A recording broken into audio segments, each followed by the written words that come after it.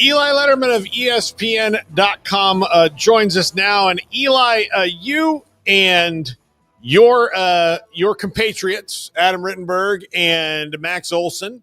Adam was on the show yesterday. You're on the show today.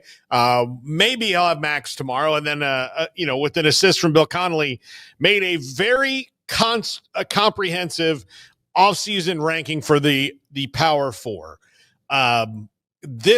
And we asked Adam about this. From your perspective, is this one of the most in-depth things that you've ever done? I think that is correct. Comprehensive is exactly the right word for it. It was a whole lot of work and all that, and a lot of fun to put together. And kind of, I would say it's among many really fun things about the place I work is the power that, when we put a few heads together and our Rolodexes together, that we can produce something like this. But yeah, I don't know that I've ever had a longer piece that I've been a part of. I think it came out somewhere around 30,000 words. So how did you divide it up? Just kind of some back story to this. Kind of how do you begin the plunge into trying to break down so many teams? Yeah, I mean, you're talking 65 schools and all that, and some of it being dividing up either based on coverage areas or schools we've got relationships with and things like that. But you kind of just divvy them up. It's not quite like a draft where we sit around, but it's also not so far from that. We just split them up and then you dive in, and it's a lot of research. And I think part of what makes a story like this so interesting, hopefully for people to read, is that so much happens in the off season to where a guide like this that tells you kind of what everybody's off season looks like is pretty valuable. Also makes the work of it a challenge because you are double and triple checking every transfer and coaching move and all those things. And sometimes you have it on your head that a guy transferred to one school in December and he was back in the portal in the spring, and you got to double check all that. So a lot of, checking goes into something like this. Yeah, there can be just like a random transfer at any time too. Like after you publish the article, right? Like last night, there could just been like some wide receiver goes somewhere, and that that throws it into the mix. But yeah, it's an incredible deep dive, and I would imagine, Eli, probably 2 times as long as it would have been pre-transfer portal era, pre-NIL era as well. That is correct. That has changed everything. But again, it's part of what makes covering this part of college football such a moving target and so fascinating now, and maybe what necessitates a piece like the one we wrote. So Eli, we'll start. I'll start asking about the ACC, and Clemson, kind of the obvious number one given all they've done, I will call it Dabo Swinney's experimenting with the transfer portal, bringing in some guys which he had never done before. They are not to the talent level that they were at their peak. Are they close, though? To say at their peak might be that's such a high bar that they set at the time, and in the ways that we've probably all watched or maybe even just presumed that Clemson has fallen off from there. And again, it may be hard for them to ever get back there, but the ways in which that program has remained resistant to NIL and some of the changes we've seen and using the transfer portal, that has certainly held them back in recent years on the field. But I think we're now seeing as good a roster as they've had since that era. And it's what made this offseason so fascinating with them was that, they'd had a couple losses, but so much of that team was so young that they were going into the offseason, I think, really feeling like they had to retain their guys because really easy to get picked off when you have young talent on your roster, but then really only needing to fill a few holes.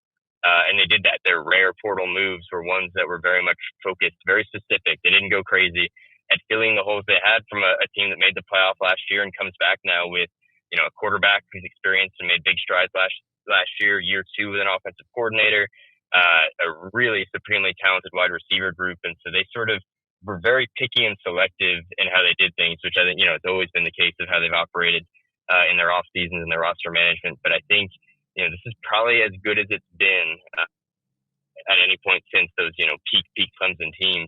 And they did in selective ways get better through the portal this year. Eli, FSU, Paul's a proud alum, so I don't know if he was going to ask you about them or not. So I will go ahead and ask. They've got to be better than last year. I think that's very much clear. But how much better can they be? Can they be more of what they were 2 years ago as opposed to closer to what they were a year ago? And why the optimism is so? For the past 4 years, we have trusted Jackery to keep us powered while on the road. The Explorer 5000 Plus provides 5,040 watt hours of portable power so we can move it around our house or even take it to a family member who's lost power. We've already had 3 power outages since moving, and our fridge and Wi-Fi are definitely the most essential for us. Pair it with the smart transfer switch to power your entire house off the Explorer 5000 Plus. We can't wait to take this little one camping, but for now, we're enjoying all the snuggles with peace of mind at home. Yeah, I mean, for one, it is, that whether can they be as bad as a year ago or have they cleared out just a lot of what didn't go right last year. They've done that. And so I think that is pretty critical for, where Florida State goes from here. But, and they probably backed off a little bit on the portal. They still use it plenty. But I think last year's team was a shining example of what can go wrong when you go too heavily into the portal. So they were, in a different way from Clemson, selective. They went out, they got their quarterback, Thomas Castellanos. They made some good additions. They didn't lose too many guys who you would have looked at from last year's roster and said, well, they need to keep him if they're going to turn it around. But I think, comparing last year and the year before that, they'll probably fall somewhere in between. I think it'd be hard for them to struggle as much as they did. I think for them, perhaps the 2 biggest offseason additions came on the coaching staff. I think Gus Malzahn really gives them an identity and something to move forward with. And for better or worse, we'll find out, takes the play calling out of Mike Norvell's hands. And then Tony White, I think, is going to make a huge difference for them. And they may be, on above any single player, the 2 biggest additions they made. So they're going to be better. Or maybe we can go back to this conversation in October and somehow that'll be an incorrect statement. But I think it's going to take a lot in terms of going right of the guys they did add for them to really get back to where they were 2 years ago. I'll just say I have no expectations. That's just I can't give it because I have no idea, Eli, about that. And I read every single thing that's written about them. We are right here in the heart of Big 12 country. I know you covered that as well for a long time. That is the league that is probably hardest to peg overall, but you guys all collectively really like what Texas Tech has done. I know that Joey McGuire has tried to tamp down the hype machine because they've kind of gotten out over their skis for a couple years and started slow. But if they do not at least get to the last couple of weeks in contention for the title game, is that a massive disappointment? That's a good question. I would assume with the nice NIL bill they've got to construct this roster, it would feel that way. But I think too, you can win the offseason. It doesn't matter the sport, but you can win the offseason, and that buys you nothing when you kick off in week 1. And Florida State a year ago being an example, you can really hit the portal, and that doesn't buy you anything. I think they've done a tremendous job, and they've certainly bet on a lot of really good talent. They've spent heavily. I don't think anybody had an offseason like them, both probably in terms of money spent, but also talent acquired. But we're going to find out. I don't think that it's a guarantee that all that they've done really gets them anything more than probably into upper crust Big 12 contention. And that may well be what carries them into the postseason and onward from there. But I think, last year probably showed us with the 12-team playoff that anybody, and maybe not anybody we're looking at right now, can get into that playoff or contend. And the Big 12 being as wide open as it is, I think that opens the door to everybody. And certainly in places you can do it, incentivizes the kind of spending you've seen because everybody is trying to get into that 12-team playoff. And if you can do it and you've got the resources to get there, you can give yourself a really good shot of getting places that, Texas Tech had not been around in the 4-team playoff era. So the door is open, and I think that's incentivized a lot of programs to really go for it. But, again, you can talk about an NBA offseason, NFL offseasons, or college football offseasons. Those who win, in the off months don't always find that kind of success when the fall rolls around. How tough of a choice or I don't know if tough choice, but how much of a conversation was there about Texas Tech being number 1 as opposed to, I know the difference is probably negligible at best, but as opposed to an Arizona State, one coming off of what they did a year ago and another coming off of obviously a tremendous offseason? Yeah, I think that, and we certainly kicked around kind of like, what do you value? Do you value a team, for instance, like a Clemson that the best part of its offseason was not losing anybody and filling their little holes?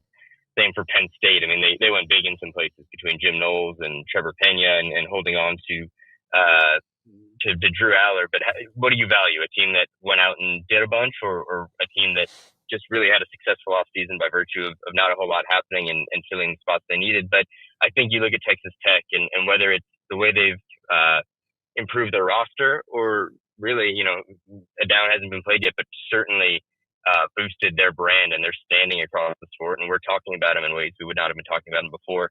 I think that does make them off-season winners. But again, when we get to the late months of the regular season next year, it's going to be a question of, is all that going to buy them the wins they need to really be what they want to be? Is there a team that you felt had a very busy offseason but was more chaotic and maybe not it's going to be tough for them to really see that pay off this year? Yeah, I mean, maybe slightly off of that question, but who had maybe the worst off season? You could look at a lot of programs that simply just got cleaned out. But in the upper crust, I think you look at Tennessee, and obviously, and I'm sure you guys spent a lot of time talking about Nico Eamaleava and all that went down there. There is going to be, a sense that not only did they lose their quarterback at the worst time, because I think if that had all transpired in December, they would have been able to probably rustle somebody from another program, a proven quarterback at a certain level. That just wasn't going to happen at the end of the spring. They found that out, and Joey Aguilar is a pretty good recovery, but probably not the quarterback Tennessee expected to be going into the year with. And then I think even beyond that, whether it was losses or maybe just the lack of aggression or ability to be aggressive in the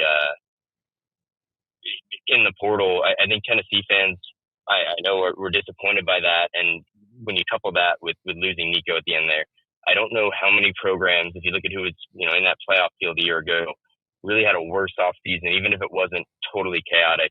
And if you can qualify anything other than what kind of went down there at the spring as something not chaotic. There wasn't a lot of drama except for at the end, but I really think Tennessee sort of took a step back in terms of its talent base. Ohio State had to replace both coordinators. The talent in the room is not in question, even though they lost a ton of guys from the national championship team. But Ryan Day has shown an ability to reload. Is that their biggest thing, especially when it comes to Matt Patricia, who has not coached a college game in 22 years? Yeah, I mean, there's what ifs there. I mean, whether it's with Matt Patricia replacing Jim Knowles, who I think over the last 5 years, you'd be hard pressed to find a better defensive coordinator in the country than him. Losing your quarterback and turning it over to presumably it's going to be Julian Sand, a really talented newcomer, but a newcomer. And I think you're going to see some of that there, that they're going to have to adjust and prove it in some places. But I do think they're another program that where they added, they were really pleased with kind of the holes they filled and like the guys that they have coming up through the program who maybe weren't, their impact stars a year ago, but are stepping into those roles. I think that's another program that had a good offseason in terms of, one, you hold on to Jeremiah Smith, two, you replaced the talent you lost with guys you feel really good about, and three, just going into the season where you've got guys within your program coming through. I mean, that is that development model. It's not as though Ohio State isn't spending a lot on its roster, but even so, the programs that are spending big still need to succeed in recruiting from the high school ranks and developing talent. And I think they feel pretty good there, but there are what ifs. I mean, Matt Patricia certainly is a what if on that front, and you've got one at quarterback and some other spots. So it's going to be interesting, but I think they have every reason to feel good, even if it wasn't an especially flashy offseason. Okay, Craig asked you about my favorite team. I'll ask you about his, Oklahoma. They've done a lot in rebuilding that roster, and they've retained some good players from last year as well. Bringing in Ben Arbuckle. Could we see a high-flying Sooners offense again? I think that's certainly the plan, and they've certainly brought in at the high levels that type of personnel. I mean, they clearly had to make a change at offensive coordinator, and Ben Arbuckle, looking at somebody who's probably one of the rising stars over the last few years, and a young guy at 29 fits that mold. John Mateer, hard to have found a better portal quarterback than him, and Jaden Ott the same at the running back position. They have the makings of it. I think what we still need to see, from a year ago, what crushed them were injuries on the offensive line and at the wide receiver positions. And I think those are spots that no matter how much talent you've got up in the play booth or at the quarterback spot, if you can't kind of deliver at those two spots, whether it's health or production, no offense is going to take off. And I think that is a place they feel pretty good about it in Norman, but where I'd have just some concern of, did they do enough on the offensive line? Did they do enough to replenish that wide receiver room to put the talent around all those other talented guys to have it take off? But, almost like Florida State, it's hard to imagine it could be worse for Oklahoma on offense in 2025. And I do think they're absolutely in the right direction. They'll have that defense that, is going to be sturdy. And we're going to find out if they did do enough, or if just kind of cleaning that slate and setting up a little bit of a new culture within that offense is going to be enough to turn it around. Eli Lederman, ESPN.com. Eli, I hope you get a nice, at least week to not have to write something so long. You can just write like a short little, like a blurb, maybe, after this, because this was, I consider myself a pretty fast reader, and it took me a long time. And I've read it twice through because of all the information that you have in it. And I've saved it because when I start the season, it's going to be the best thing to go to and, try to figure out, all this information about these teams when we actually get to kicking off the game. So a great work on this, all of you guys on it. And thanks for hopping on the show. My pleasure, guys. Thank you. Eli Lederman, ESPN.com.